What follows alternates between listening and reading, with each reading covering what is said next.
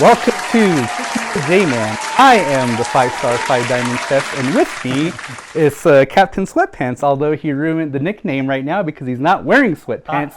Carl. To be fair, I don't wear sweatpants all the time. That's a lie.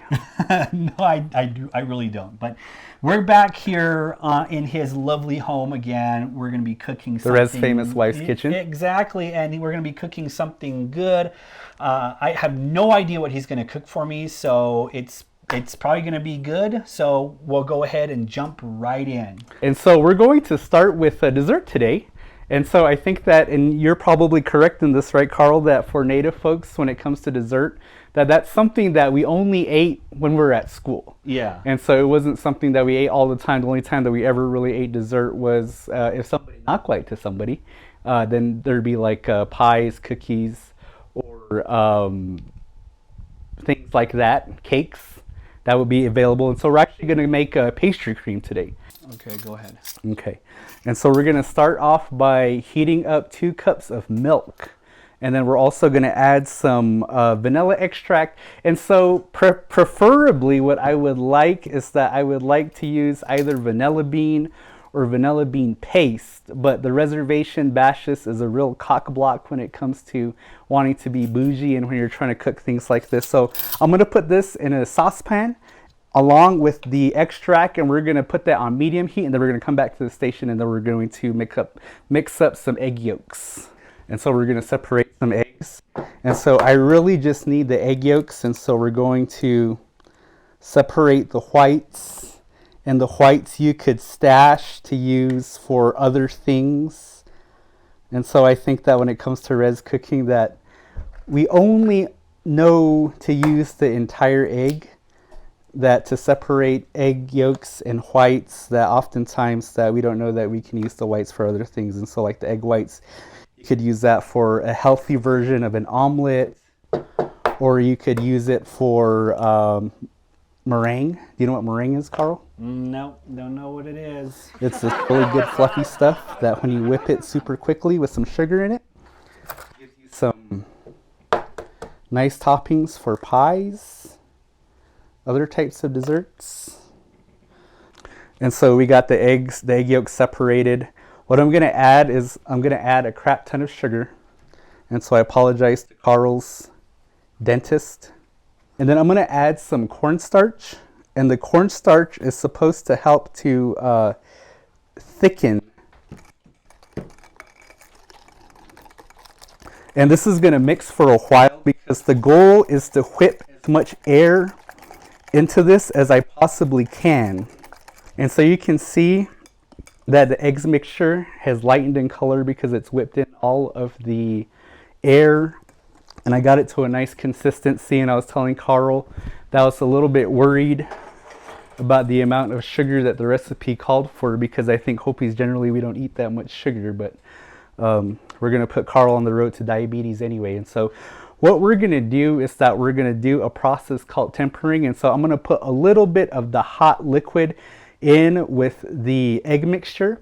And I'm going to start off with a little bit liquid first. And so that way, if I were to add the full amount of the hot liquid, then we'd be eating breakfast instead of dessert. And so we're going to temper.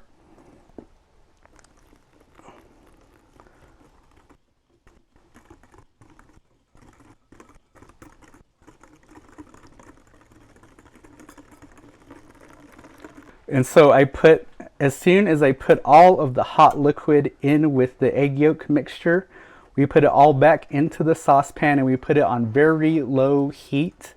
And we're going to sit here and we're going to stir until it gets to the thickened consistency that we would like. And then once it gets to the thickened consistency that we like, then we'll pull it off the oven. Okay, so we got it to the right consistency that we wanted to, but I'm going to strain it to make sure that I get any of the impurities out there. And so I got a strainer. We're going to put it back into our original bowl, and you see that nice texture. It's still smooth, basically kind of what we wanted it to be. And so this is going to be really good. And what we're going to do once we get this strained is that we're going to add some butter to it. And so that butter is going to help cool it off. And then also too, it's going to give it to a little bit more thickness. And then after we add the butter, then we're gonna put it into the fridge. And oh, beautiful, beautiful, beautiful. And so we're gonna add about a tablespoon of butter.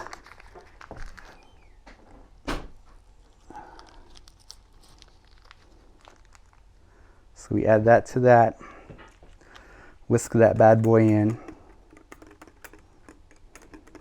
And so we're gonna cool this down. We're gonna wrap it and put it in the fridge.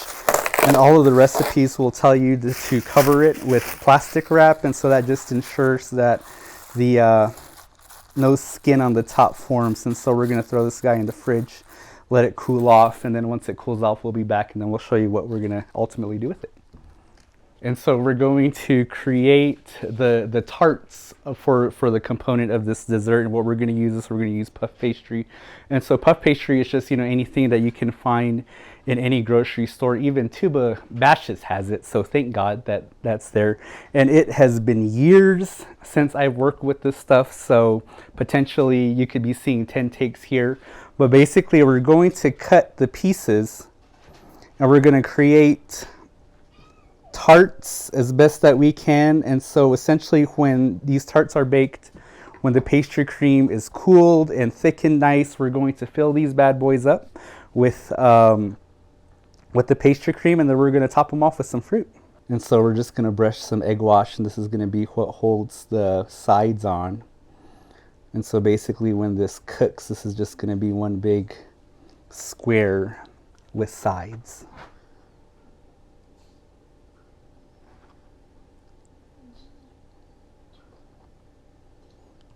That guy a little bit more.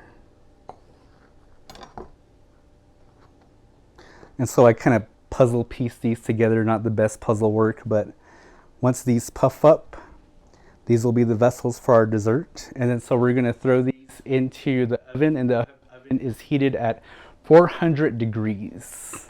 So by this time, the cream right now, it's been kind of sitting in the fridge for quite some time. For about an hour. Yeah, and so the puff pastry just came out of the oven, and it's really nice. It's really nice and puffy, like it says, the puff pastry. Puff pastry normally nice and puffy. And so this didn't thicken as much as I would have liked it to, so it's going to be more of an anglaise. Okay. But you still should get all the flavor and everything from it, so I probably needed to cook it down just a little bit longer. So. Okay, all right. So he's going to add on some fruit. Some fruit, which he picked from his garden. Picked straight from the garden. He just put it in there, and they put a Bash's label on there, so don't mind it. So he has blueberries, or raspberries? Blueberries, and he has raspberries, and then he has the strawberries. And so he's preparing it nicely for that, and then we'll put a final shot on how it's going to look. And so, I mean, it looks pretty good.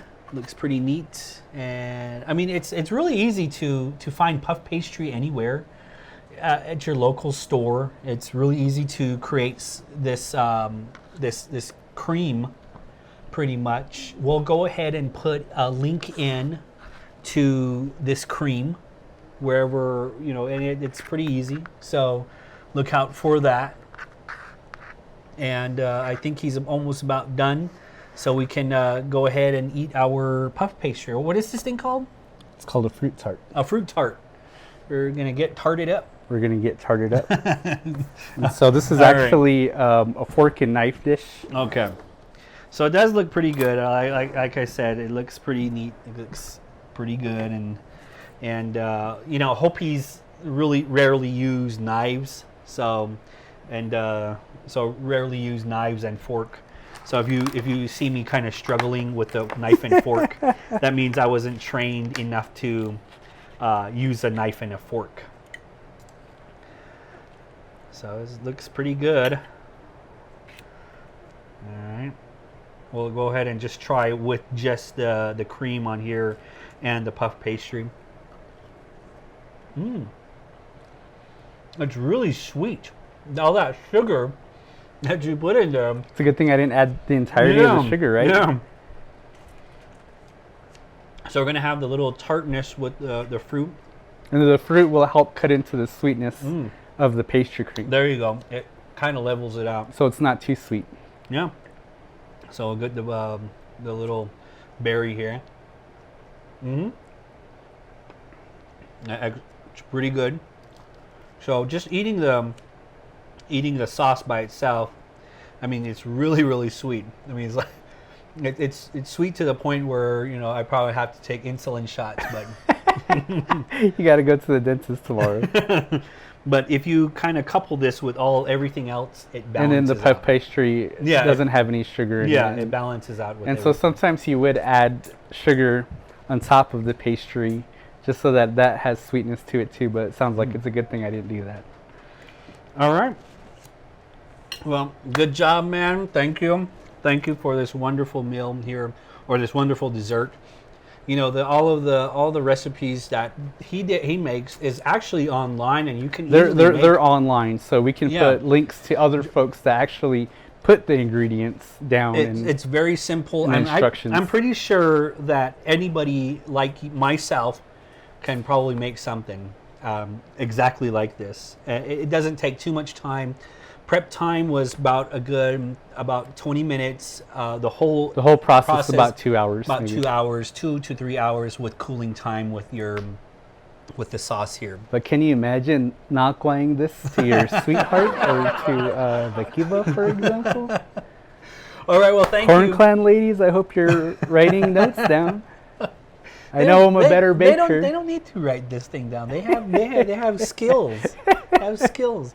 All right. Well, thank you again for watching Carl and J-Man. Us be these guys. Us be these Us be these guys. Bringing us be guys. And no, us be.